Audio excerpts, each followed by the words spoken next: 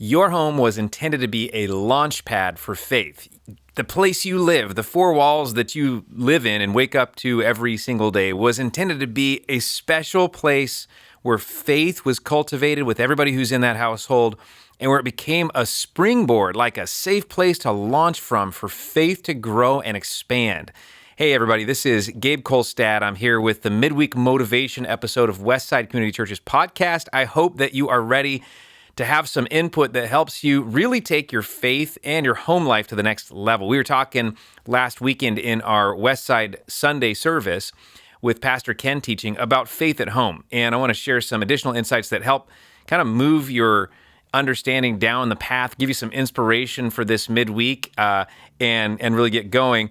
You know, your home was intended to be that launch pad, and you might have started out your home life, whether it be maybe you're with a roommate, or maybe you are married and newlywed, or maybe you've got a family at home, and or maybe you're a single person, but your home life has not become that launch pad. You might look at your home life and go, well, if I were being honest, I'm a little disappointed at what our home life feels like compared to what I know it could be. And that's the problem, is we all face these obstacles. You know, things like human beings that we don't agree with that live in our home. Wouldn't it be easy to make your home a launch pad if you never had to interact with another human being that disagreed with you about anything? That'd be an amazing thing. But that's not how most of us live our lives. And so, you know, we have these obstacles, we have schedules, we have bad days, we have setbacks, we have all these things.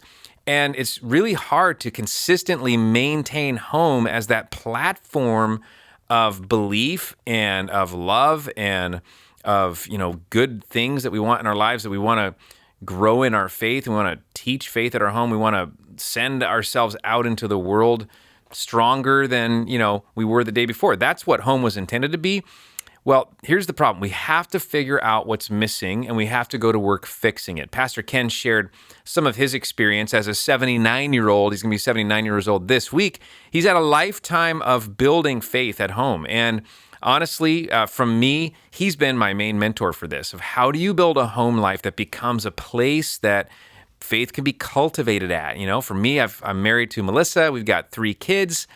And we've spent our lives trying to figure this out. Like, how do we instill that kind of feeling and that kind of environment in our home? Because we desperately want that as followers of Jesus that really believe that faith makes a difference in daily life. It's not just about a religious practice. It's about the fact that you're stronger when you have faith in a God who loves you, who promises to be there for you, answers your prayers. Those are important things. And so how do you do this? I love Pastor Ken's illustrations and analogies of, you know, how he would just have those conversations from time to time. And as he reflects back at how God has allowed his kids to walk away from their time at home stronger and with the foundation of faith that has lasted their lifetime. I mean, as a parent, that's what I want. If you're a parent, I'm sure that that's something that's very, you know, appealing to you as well. So I want to talk to you about some ways to do this. Here's 5 ways to foster faith at home. If you want to get a pen out or take your phone out and start taking some notes, I've got 5 very practical things to share with you today that I hope will make a difference. The bottom line is this overarching idea: you have to have a plan if you're going to foster faith at home. And so I've got 5 ways to do this, but I want to talk you through a passage from the Old Testament real quick, from Deuteronomy chapter 6, where Moses was receiving some instruction from God, and it was about how the children of Israel were to instill faith in their homes. And it was so powerful because it's kind of a mantra that has stuck. It's actually a very popular passage of scripture from Deuteronomy chapter 6. And it says basically, here's how you're going to pass faith from one generation to another. Here's how a home life can become a platform, a launch pad for faith. And I want to give you 5 ideas. The first one is you have to start a spiritual practice. I want to encourage you, number 1, start a visible spiritual practice. We heard from Pastor Ken last weekend that so much of faith transfer is what's caught, not just what's taught. When kids or spouses or partners or roommates see somebody doing something visibly that is a demonstration of their faith, that's powerful. I can remember myself when I was growing up. I remember my parents, I would always catch them reading their Bibles.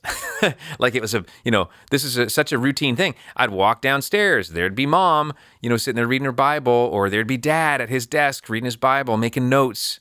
And, those things are caught, and you catch those things because somebody's doing that in front of you.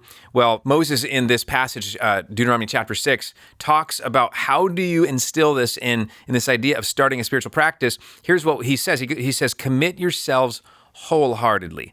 I mean, he goes, commit yourselves. He's talking about how to impact the kids, but he goes, no, commit yourselves. It always starts with me. It always starts with you. It always starts with the one who's going to be saying, I want my home to be a launch pad for faith, a platform for faith, a warm, place where faith can grow.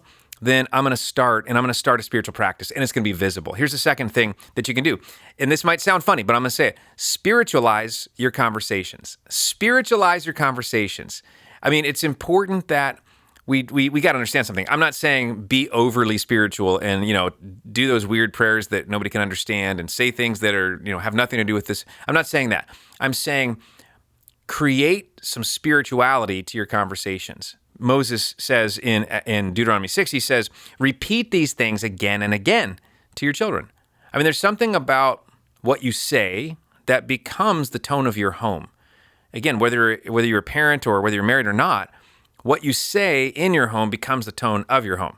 And so if you could learn to spiritualize your conversations, like how do you bring something in? Here's one way to do it is ask yourself the question, what's the spiritual side of our discussion? It could be as simple as you going, man, what a great day God has given us today. Just as simple, you're just bringing something in. Or you could say, man, I'm so thankful to God for you. That just brings a whole different element in. What's the spiritual side of what we're talking about? If you're worried about finances, you could say, maybe we should pause and just ask God to help us with the situation. If how do you spiritualize your conversations? Don't have conversations that God wants to be a part of, but you're not letting him be a part of. If you bring God into every conversation, if you bring God into your conversations and spiritualize those things by just asking the question, what's the spiritual side of this? That's going to instill a tone of faith in your home. Here's the third thing that we learn is use transitions as triggers. And you're thinking, what in the world are we talking about? Here's the thing. You transition from activity to activity all day long, don't you? I mean, you brush your teeth and then you put on your shoes, then you do another thing, and then you go to work, and then you have a meeting, and then you have to spend some time checking your email, and then then you have lunch break or whatever. But you have these different transitions. What if between things you paused to make a trigger to say, I really want to bring God into my life today. And if it was at home, you're gonna come home and you're gonna clean up the sink from the morning dishes, and then you're gonna start preparing dinner, and then you're gonna whatever, but you've got different activity. What if each time you transitioned was a trigger to say, I really want to bring faith into my home. How can I do that in this next little moment that I have?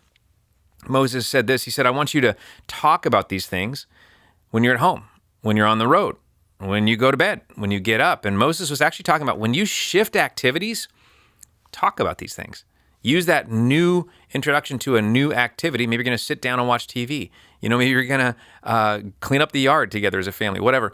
But when you do transition, use that as a trigger to go like, have we talked about God? Have we talked about faith? How can I instill this in the conversations that we have? And use those transitions as triggers. And then number 4, here's a funny one. This is from Deuteronomy chapter 6. Okay, here's what Moses said. He said, I want you to write these things on your hands and your forehead. So here's my number 4 is put your body into it. Moses goes, I want you to write stuff on your body that reminds you of God's promises and God's commands.